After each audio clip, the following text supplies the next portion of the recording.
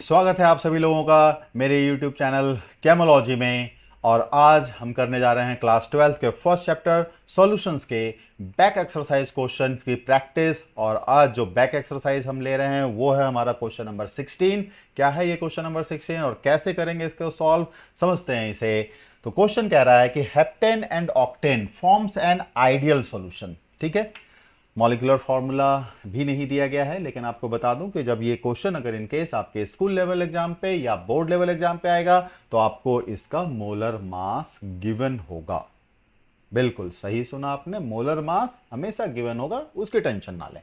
तो heptane and octane form an ideal solution. अब जैसे आइडियल कहा तो इसका मतलब यहां रॉल्ड्स लॉ का फॉर्मूला अप्लाई होगा। At 373 Kelvin, the vapor pressure of the two liquid components are 105.2 kilopascal and 46.8 kilopascal respectively.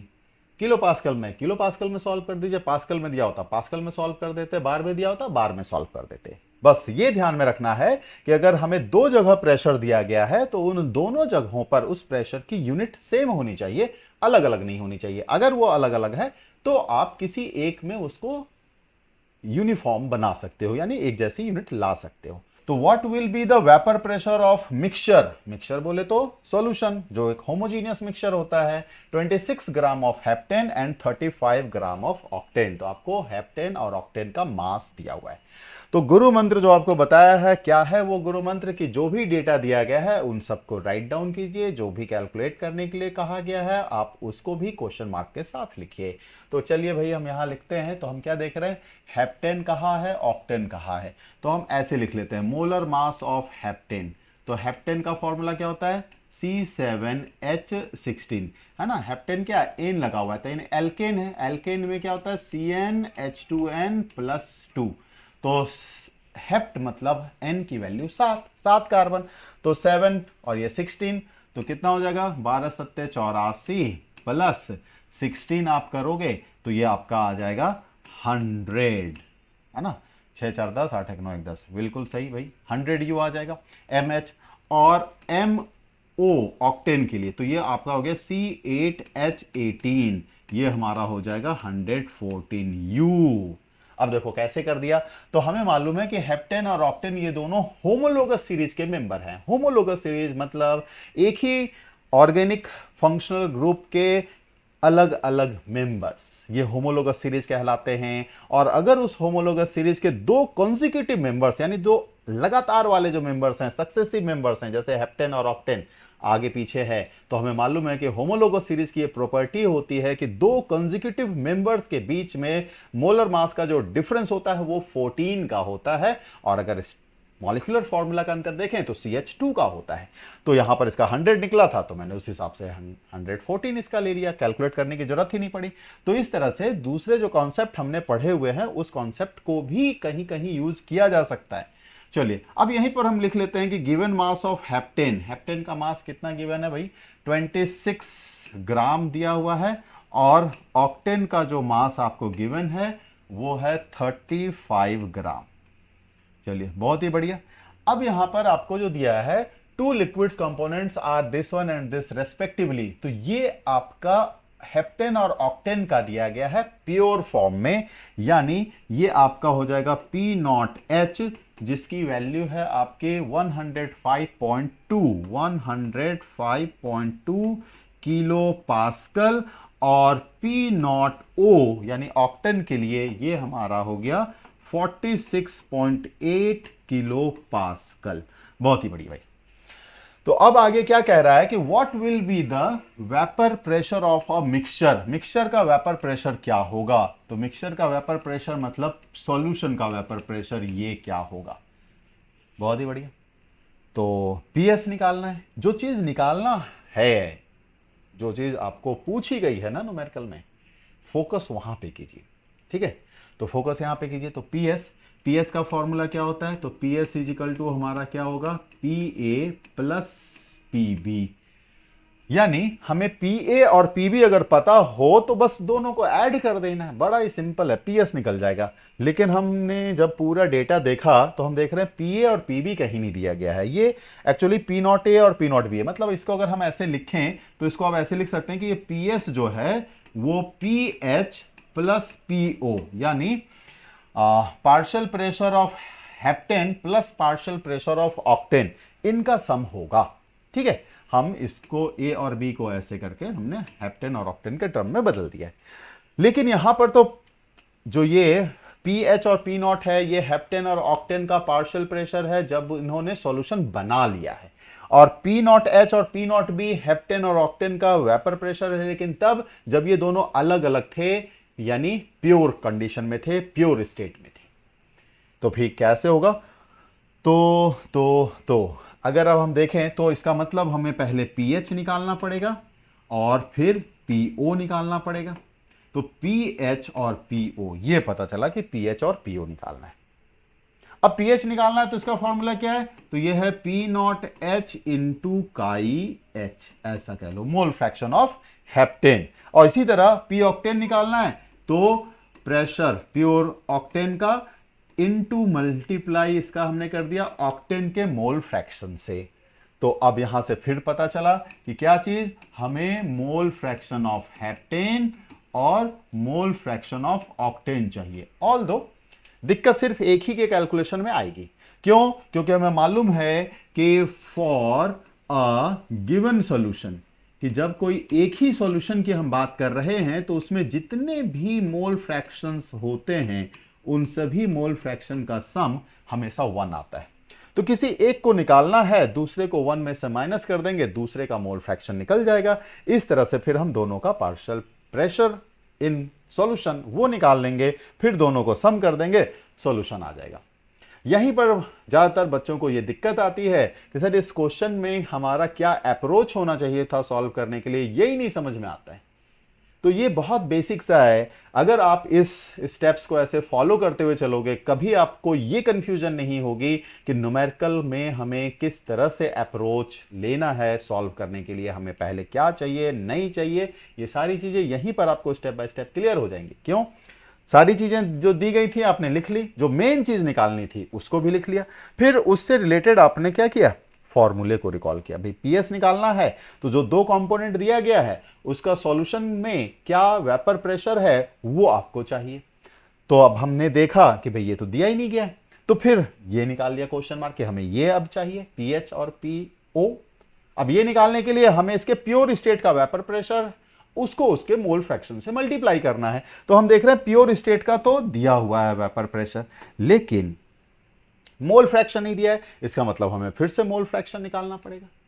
अब एक का मोल फ्रैक्शन निकाल लेंगे, दूसरे को 1 में से माइनस करके निकाल लेंगे। लेकिन अब अगर देखा जाए तो मोल फ्रैक्शन निकालने के लिए आपको चाहिए उस कंपोनेंट का number of moles upon total number of moles, यानी दोनों ही कंपोनेंट के नंबर ऑफ मोल्स। क्या नंबर ऑफ मोल्स हमें यहां गिवन है? नहीं गिवन है। इसका मतलब हमें number of moles of heptane and number of moles of octane ये फाइंड करना है। तो अब देखो, जो सबसे लास्ट में फाइंड करने वाला आया है इस पूरे हायरार्की में, यहां से अब उल्टी दिशा में अपनी कैलकुलेशन शुरू करेंगे। यानी पहले आप नंबर ऑफ मोल्स निकालेंगे, फिर उनसे आप मोल फ्रैक्शन निकालेंगे, फिर उससे आप पार्शियल प्रेशर ऑफ कंपोनेंट्स निकालेंगे, फिर उन दोनों को सम करेंगे तो आपको पीएस मिल जाएगा।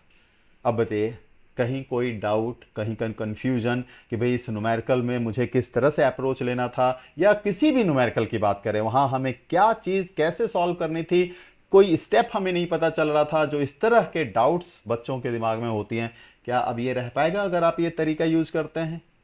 बिल्कुल भी नहीं। चलिए भाई, तो हम नंबर ऑफ मोल्स से स्टार्ट करते हैं। नंबर ऑफ मोल्स के लिए आपको चाहिए गिवन मास अपॉन मोलर मास, गिवन मास अपॉन मोलर मास। चलिए भाई, तो number of moles of heptane हम पहले निकालते हैं। तो number of moles of heptane यानी NH, ये इज इक्वल टू क्या हो जाएगा, given mass of heptane upon molar mass of heptane. तो गिवन मास जो हमें दिया गया है ये 26 ग्राम दिया हुआ है, और हेप्टेन का जो हमने अभी मोलर मास निकाला था वो आया था 100। तो इसलिए ये कितना हो जाएगा, 0.26 मोल। ठीक है। अब इसी तरह number of moles of octane निकाल लेते हैं। तो number of moles of octane is equal to given mass of octane upon molar mass of octane. तो गिवन मास ऑफ ऑक्टेन हमारा कितना दिया हुआ है 35 ग्राम, और ऑक्टेन का जो मोलर मास हमने निकाला था कितना निकाला था 114 ग्राम। ठीक है, अब इसको अगर हम सॉल्व करते हैं तो देखते हैं जरा ये कितना आता है। तो ये हमारा हो गया 0.307, तो हम इसे 0.31 मोल ऐसा कंसिडर कर लेते हैं। ठीक है भाई, अब देखिए नंबर ऑफ मोल्स आ गया, तो हम इसकी मदद से अब क्या निकाल सकते हैं मोल फ्रैक्शन। चलिए पहले तो हमने मोल फ्रैक्शन ऑफ हेप्टेन निकालना अगर है तो हमें क्या करना होगा, number of moles of heptane upon total number of moles, यानी number of moles of heptane plus number of moles of octane, है ना, ऐसा करना होगा। अब number of moles of heptane हमारा आया 0.26 अपॉन ये हमारा आ रहा है 0.31 plus 0.26 is equal to 0.26 upon 0.57, और इसको अगर हम सॉल्व कर लें तो ये हमारा कितना आ जाएगा। अब दो डेसिमल प्लेस यहाँ से ऐसे हटा दो, तो ऊपर हमारा रह गया 26 और डिवाइडेड बाय 57, तो ये हमारा आ गया 0.45। ठीक है, 456 था, इसको 0.6 ले लेते हैं हम। चलिए भाई, तो दो डबल डिजिट में राउंड ऑफ किया, 0.6 ले लेते हैं, तो ये काई एच हो गया। अब अगर इसी तरह हमें काई ओ निकालना है, यानी कि मोल फ्रैक्शन ऑफ ऑक्टेन निकालना है, तो हमें ये मालूम है किसी भी सॉल्यूशन के लिए सभी मोल फ्रैक्शन का सम 1 आता है, चाहे वो 2 हो, 3 हो, 4 हो, जितने भी मोल फ्रैक्शंस हो। बट हमारा सिलेबस बाइनरी सॉल्यूशन का है, तो इसलिए दो ही कंपोनेंट के मोल फ्रैक्शन हमारे पास होंगे। तो यहाँ पर दो कंपोनेंट है, एक हेप्टेन है, एक ऑक्टेन है।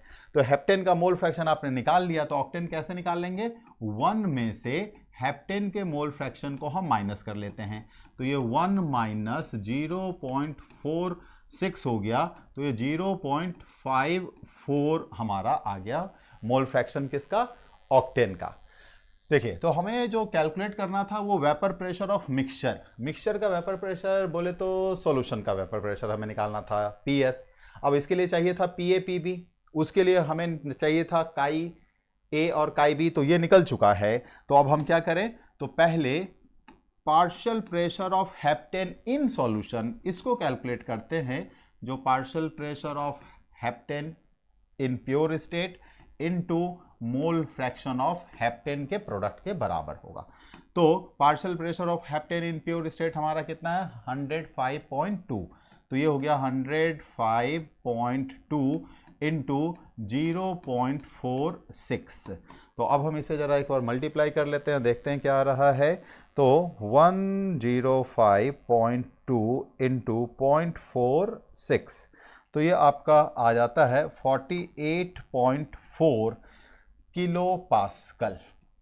ये ऐसा हमने इसका निकाल लिया। ठीक है, अब इसी तरह हम partial pressure of octane in solution निकालेंगे।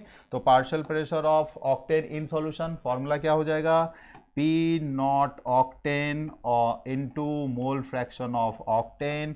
P नॉट ऑक्टेन आपको दिया गया है 46.8 इंटू इसको हमने कर दिया कितना से, तो 0.54 था, हमने इसको मल्टीप्लाई कर दिया, तो 46.8 इंटू 0.54, तो ये हमारा आ गया partial pressure of octane is equal to 25.27।